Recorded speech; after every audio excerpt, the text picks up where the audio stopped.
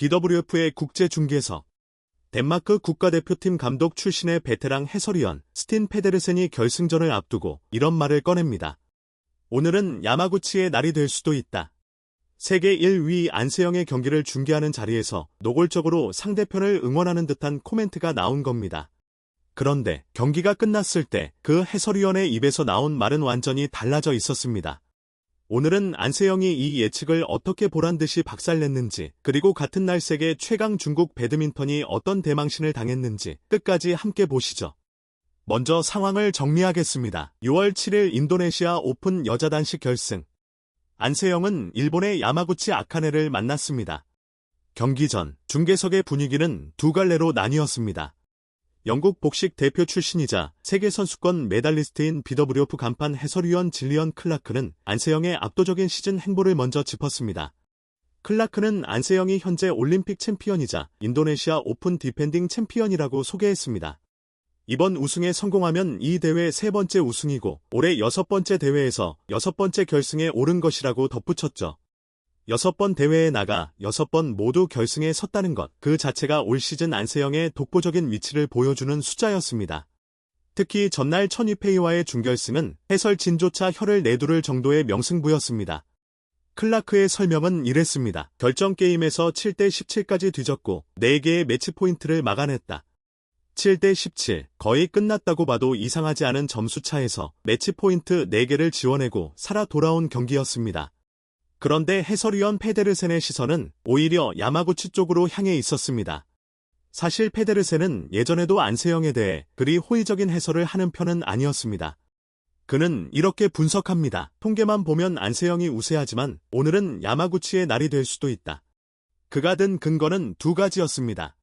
첫째, 안세영이 위기를 너무 많이 넘겨왔다는 것. 페데르센은 안세영이 싱가포르 오픈 결승과 전날 천위페이와의 대결에서 위기를 가까스로 벗어났다고 짚었습니다. 둘째, 체력 차이였습니다. 이 부분은 사실 무시할 수 없는 변수였죠. 야마구치는 이번 대회 결승 전까지 코트에 머문 시간이 단 2시간 9분. 반면 안세영은 무려 3시간 26분을 소화했습니다. 1시간 20분에 가까운 차이. 전날 천위페이와의 그 길고 처절했던 풀세트 접전이 안세영의 다리에 무겁게 남아있을 거라는 계산이었습니다. 숫자만 놓고 보면 페데르센의 우려는 충분히 합리적이었습니다.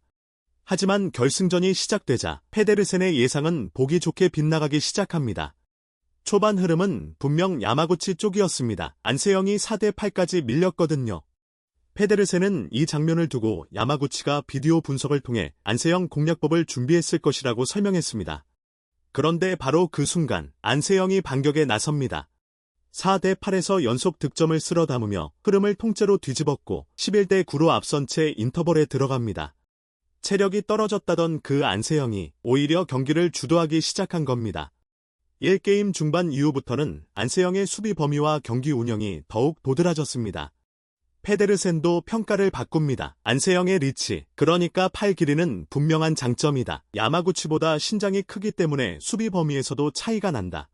18대 16 상황. 안세영은 특유의 철벽 수비로 야마구치의 공격을 모두 받아낸 뒤 강력한 스매시 한 방으로 점수를 가져옵니다. 클라크는 야마구치의 셔틀이 충분히 깊게 들어가지 못하고 있다고 분석했습니다. 페데르센은 이렇게 인정합니다. 오늘은 일반적인 여자 단식 경기와는 다른 양상이다. 그런데도 안세영이 더 잘 적응하고 있다. 승부처인 듀스에서도 한 수위는 안세영이었습니다. 20대 18에서 게임 포인트를 잡았다가 동점을 허용했지만 21대 21에서 연속 공격으로 끝내며 23대 21로 1게임을 가져갑니다. 그리고 이 게임은 완전히 안세영의 시간이었습니다. 7대 7까지는 접전이었습니다. 하지만 그 이후 안세영은 특유의 정교한 네트 플레이와 강약 조절로 야마구치를 서서히 무너뜨립니다. 9대 7, 절묘한 네트샷이 나오자 페데르센은 엄청난 샷이라며 감탄했습니다. 11대 8, 안세영이 다시 네트 앞에서 점수를 따내자 클라크는 또 하나의 완벽한 네트샷이라고 평가했습니다. 공격에서도 차이는 분명했습니다. 14대 9에서 안세영이 빈 공간을 정확히 찌르는 스매시를 성공시키자 클라크는 이렇게 설명합니다. 안세영은 리턴 단계부터 압박을 만들고 있다. 가능한 한 빨리 공격권을 가져오려 한다. 반대로 야마구치는 점점 조급해졌습니다. 15대 9에서 클라크는 야마구치가 인내심을 잃고 있는 것 같다고 지적했고 16대 9에서는 단언하듯 말합니다. 최근 7점 중 6점을 안세영이 가져갔다. 경기가 완전히 안세영 쪽으로 기울고 있다.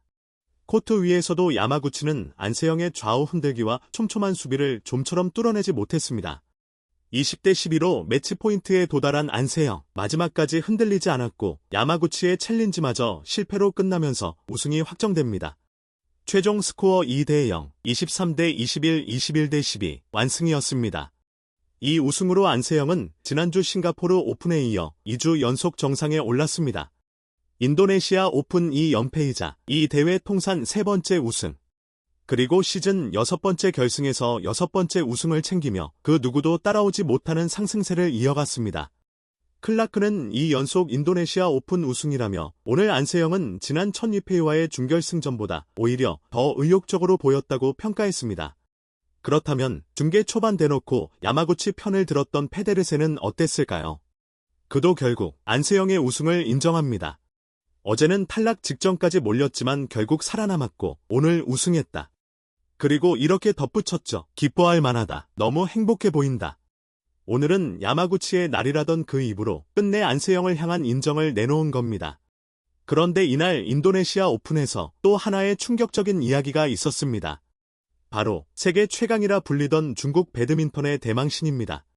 중국은 이번 인도네시아 오픈 5개 전 종목에서 단 하나의 금메달도 따지 못했습니다. 이른바 노골드. 6월 7일 마지막 날 중국은 혼합복식과 여자복식 두 종목 결승에 올랐지만 모두 졌습니다.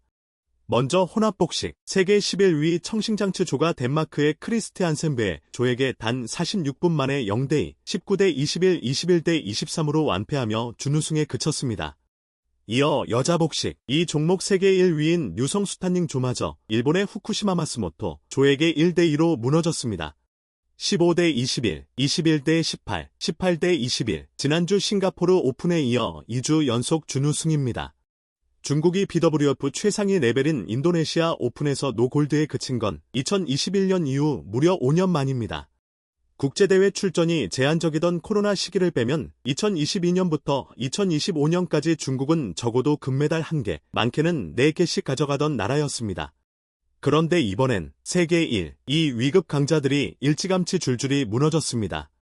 남자 단식 세계 1위 스위치는 세계 21위 일본의 다나카 유시에게 16강에서 완패했습니다. 여자 단식 세계 2위 왕지인은 세계 26위 한국의 심유진에게 역시 16강에서 졌습니다. 혼합복식 세계 1위 펑얀저 황동핑조는 같은 중국의 청싱장츠 조에게 8강에서 패했습니다. 여자 단식 세계 4위 천이페이는 앞서 보신 대로 4강에서 안세영에게 1대2로 무너졌습니다. 남자 복식은 세계조나 출전했지만 준결승에 가보지도 못하고 전부 탈락했습니다. 세계 랭킹 최상위권이 이렇게 한꺼번에 무너지는 건 보기 드문 장면입니다. 그 빈자리는 5나라가 사이좋게 나눠 가졌습니다. 남자 단식은 캐나다, 여자 단식은 한국, 남자 복식은 말레이시아, 여자 복식은 일본, 그리고 혼합 복식은 덴마크. 세계 배드민턴의 중국 시대가 크게 꺾였음을 알리는 결과였습니다. 그런데 망신을 당한 건 중국만이 아니었습니다. 중국과 함께 배드민턴 양대 강국으로 꼽히는 개최국 인도네시아. 홈에서 열린 이번 대회였지만 남자 단식과 남자 복식에서 모두 준우승에 그치며 인도네시아 역시 노골드라는 수모를 함께 겪었습니다. 정리해 보겠습니다. 오늘은 야마구치의 날이라던 해설자의 예측은 안세영의 완승 앞에서 완전히 빗나갔고 그 해설자는 끝내 안세영의 우승을 인정했습니다. 같은 날 세계 최강이라던 중국은 5년 만에 노골드라는 굴욕을 떠안았습니다. 안세영은 2주 연속 우승, 시즌 6번 출전에 6번 결승 우승을 완성하며 이제 명실상부 세계 여자 배드민턴의 중심에 서 있습니다. 안세영의 다음 무대도 함께 응원하고 싶으시다면 구독과 좋아요로 힘을 보태주세요. 다음 영상에서 또 만나요.